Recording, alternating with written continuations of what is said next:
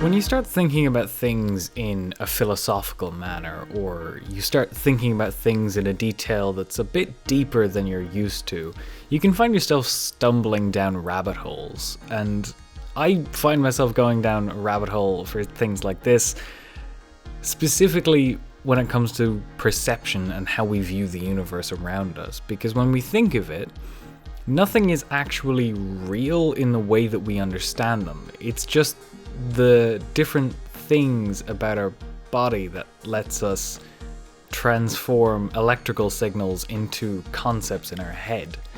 Color isn't a thing that actually exists, it's just there are organs in our body that reacts to a certain type of electrical signal, and then we see it as a different shade of light.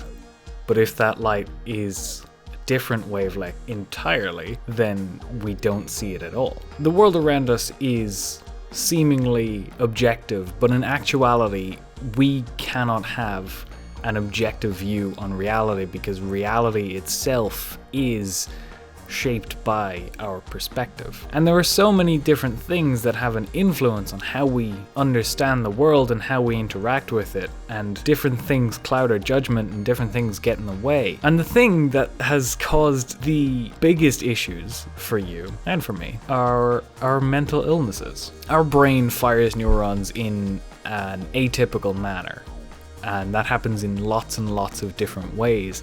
And when the universe is not constant, and it depends solely on how we interpret it, when one's brain doesn't operate in an expected manner, that means that the observable universe and the world in which you live is different. All of this sounds poetic and wishy-washy and bullshitty and artsy, but when you dig deep and you think about it, there is no actual thing. The universe doesn't exist in the way that we understand it. It's just the way that our brains interpret it. And so when your brain is interpreting things weirdly, then the universe as a whole, the way that we understand it, differs. And so when you're dealing with lots and lots of different mental illnesses, your brain isn't working properly.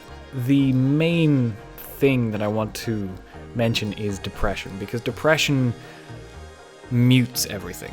It mutes the sensations, it mutes emotions, it mutes reactions, it kind of dulls everything out, as if you're just reducing the saturation on an image. Through lots of hard work and through practicing and through support networks and things like that, I have more or less got myself into a position where depression is a manageable hurdle. It's no longer something that overwhelms me.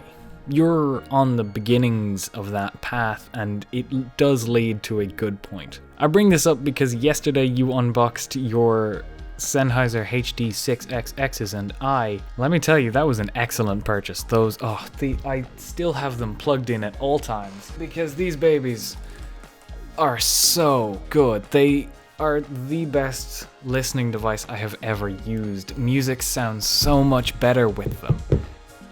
And coming on from the whole lifting of depression, I have such a profound appreciation for music. Over the past year, I've found myself just sitting, listening to music and doing nothing. It's dedicated time to listen to music and just enjoying it without any other stimuli.